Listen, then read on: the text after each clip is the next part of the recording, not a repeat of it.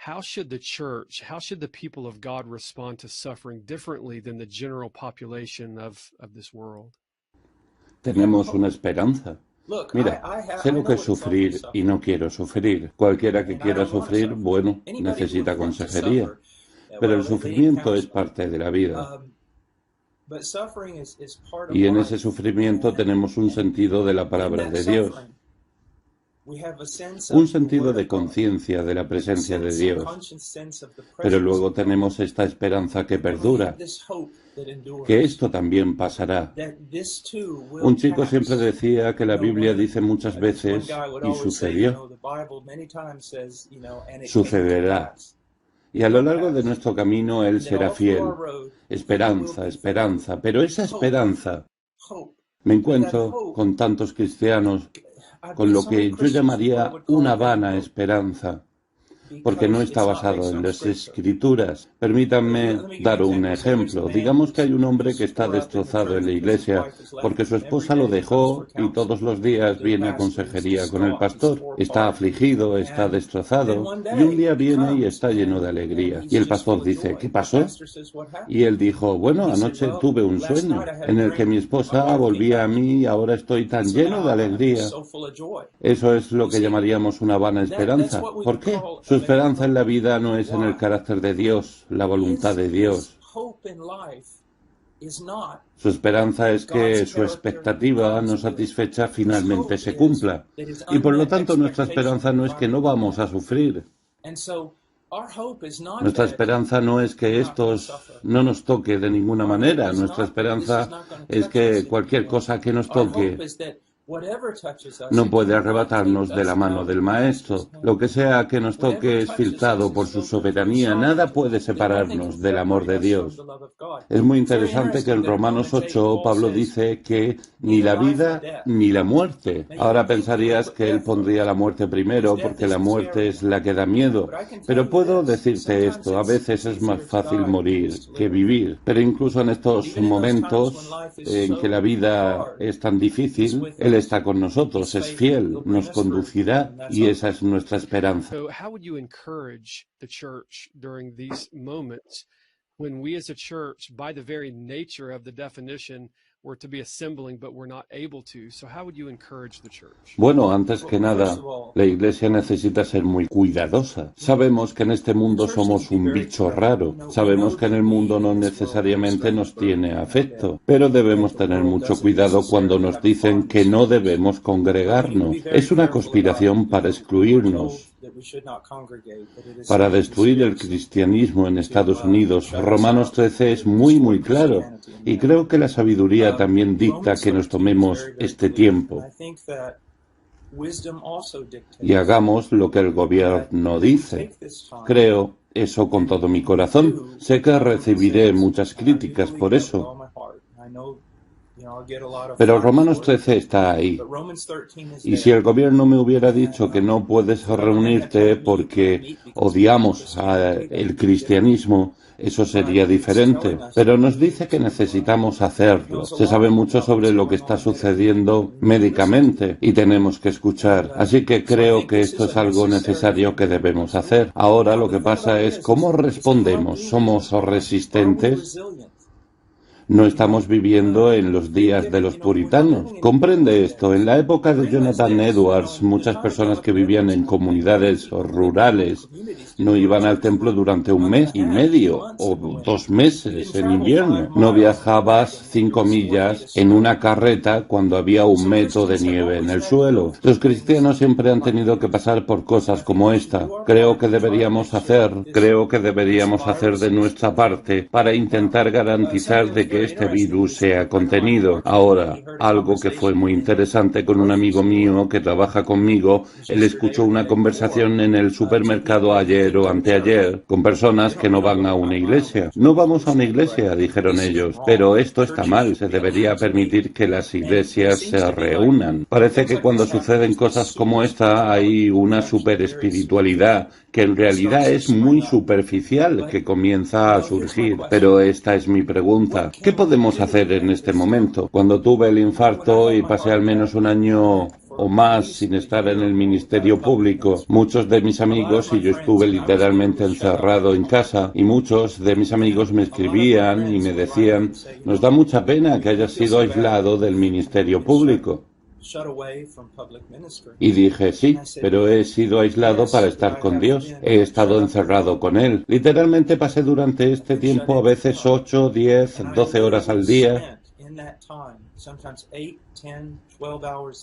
estudiando las Escrituras y trabajando en cosas relacionadas con el Evangelio que quería entender. Y esta es una oportunidad para que lo hagamos. Tenemos una Biblia, todos nosotros, y tenemos el Espíritu Santo tanto individualmente como en comunidad. Y podemos usar los medios que Dios nos ha dado con la tecnología para hacer lo mejor que podamos. Sugeriría que esto nos da la oportunidad de dejar de vivir en desobediencia en tantas áreas. Tanta gente me dice, no tengo tiempo para estudiar mi Biblia. Bueno, felicitaciones, tienes tiempo ahora. No tengo tiempo para orar.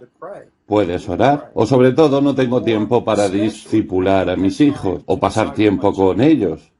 ¿Lo harás ahora? Aprovecha este momento lo mejor que puedas de la manera más bíblica. Puedes pasar mucho tiempo en la palabra, mucho tiempo en la oración, mucho tiempo con tu familia hablando sobre las Escrituras.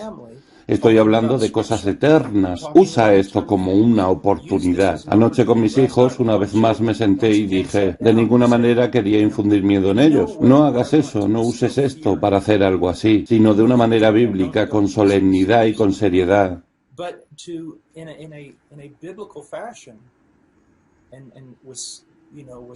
Niños se dan cuenta de que la muerte es una realidad y que muchas personas están muriendo y que necesitamos vivir nuestras vidas como siervos y vivir nuestras vidas en beneficio de la gloria de Dios y en beneficio de la humanidad. What words of encouragement or wisdom would you say young believers or just the church in general to be careful about what they're listening to and who they're listening to during these days? Es muy difícil prepararse para una prueba. Cuando estás en medio de una prueba, te preparas mucho antes de que llegue la prueba. Y hay ciertas cosas que se nos ordena hacer como cristianos. Estudiar la palabra, orar, pero uno de los más pasados por alto es ser miembro vital de una iglesia local bíblica. Ahora sí tenemos gente joven en este momento que no ha obedecido esa orden y no son miembros vitales sentados bajo ancianos piadosos y predicación sana. Entonces, en este momento es muy poco lo que podemos hacer por ellos. Dios ha puesto los parámetros de protección a nuestro alrededor. Tengo 58 años ahora, Paul el anciano, que yo necesito. En primer lugar, deberías haber estado en una iglesia local, con pastores piadosos. Si no estás, luego que este siniestro, este virus se acabe, busca una iglesia local sana y bajo ancianos piadosos. Por el momento reconoce esto. ¿Está el predicador predicando las Escrituras? Parece que sus motivos son para el beneficio de las personas o para el beneficio de sí mismo. ¿Se está entregando a sí mismo? ¿O te está pidiendo que hagas algo por él en su ministerio? Recientemente he tenido conocimiento de algunos de estos predicadores de la prosperidad y de algunas de las atrocidades que han estado diciendo en medio de este virus. Simplemente exponen que son lobos con piel de oveja, exigiendo dinero, exigiendo que la gente siga dando, no eres fiel y todas esas cosas diferentes. Un verdadero siervo de Dios, si es un siervo de Dios, él será un siervo de aquellos que lo escuchan. Él estará predicando expositivamente, estará hablando lo que dice la Biblia, no sacando algunos pequeños versos y haciendo un traje que promueve su interés especial. How does this present pandemic open up opportunities for the church to share the hope and to preach the gospel of Jesus Christ? Bueno, creo que antes que nada debemos tener mucho cuidado de no ir más allá de las escrituras. Muchas personas se han puesto en contacto conmigo o he escuchado a personas decir, este es el juicio de Dios sobre Occidente. Los profetas muchas veces declararon que algo era el juicio de Dios, pero estamos hablando de personas que recibieron revelación directa de Dios. Tenemos la Biblia, tenemos las escrituras, entonces, ¿qué sé de las escrituras? Pues yo, Paul Washer, conducir mi auto a Washington, que está a unas 4 horas de distancia, pararme frente a los portones y declarar que este es el juicio de Dios sobre los impíos. Bueno, no he recibido un sueño, no he visto una visión, y las escrituras no mencionan especialmente a Washington. ¿Qué sé de las escrituras? Sé esto, que Dios es soberano, número 1. Número 2, sé por las escrituras que Dios juzga a las naciones. Sé eso y Él podía juzgar a las naciones, porque restringen la verdad con injusticia, y como resultado de restringir la verdad con injusticia, abren una caja de Pandora de inmoralidad. Y con la inmoralidad, nunca olvides esto, esta inmoralidad siempre genera violencia y la degradación de la vida humana. Así que estas son las cosas que sé bíblicamente. También lo que está sucediendo.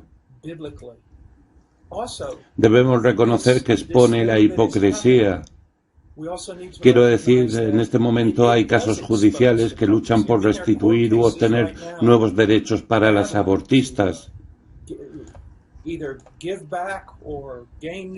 Aquí en Virginia tuvimos algo terrible antes de que esto se desatara, de la conversación sobre una vez que nacen los bebés, simplemente permitiéndoles morir sin sufrir.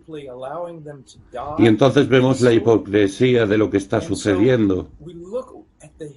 Ahora, ¿debe el gobierno, los estadounidenses y las personas de todo el mundo luchar por la vida de cada individuo de este virus? Absolutamente, tengo que aplaudir. Recién escuché que había muchos médicos en Europa que han muerto tratando de combatir este virus en clínicas y todas esas cosas. Y es apropiado. Pero sin quitar nada a eso, mira a esa hipocresía. Mira la hipocresía de que matamos a millones de bebés. Es como recuerdo que alguien dijo una vez, silbaremos y cantaremos una melodía. Veremos un pajarito que está al costado del camino y lamentaremos, pero silbaremos mientras pasamos por un matadero. Y eso es cierto, pero con respecto a la humanidad.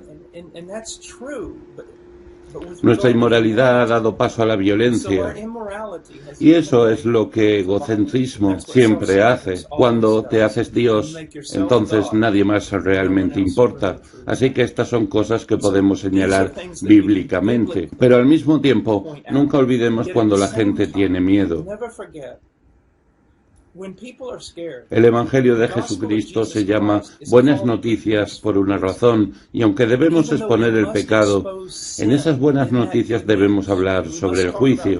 Siempre se debe terminar en las buenas noticias. Siempre les diré a los jóvenes cristianos que caminen sintiéndose condenados. Caminan con tantas cosas pasando por sus mentes y les digo, ¿saben cómo pueden discernir la voz de Dios y la voz del diablo?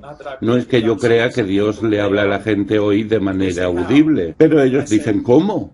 Les digo, Dios puede decirles una palabra muy dura, pero siempre terminará en arrepiéntete, regresa a mí. Es de la misma manera en el Evangelio, es el mensaje que debemos decir. Arrepiéntete y vuélvete al Señor. Él es misericordioso. El diablo, cuando expone el pecado, simplemente te deja con condenación y te dice que huyas de Dios, que no hay esperanza. Entonces, debemos decirle a la gente que hay esperanza. ¿Y cuál es esa esperanza? Es lo que me da esperanza personalmente. Es algo que he experimentado. Tengo esperanzas porque Jesucristo ha resucitado. y necesitamos mantener un equilibrio. Y nuevamente, esto es realmente importante. Cuando alguien está en una prueba, han descuidado la Biblia, digamos años o meses, están en una prueba y luego comienzan a leer la Biblia o tratan de encontrar una respuesta y no funciona de esa manera. De la misma manera de cómo podemos testificar ahora. Serás alguien que testifica bien si has pasado los últimos años de tu vida meditando en la Biblia,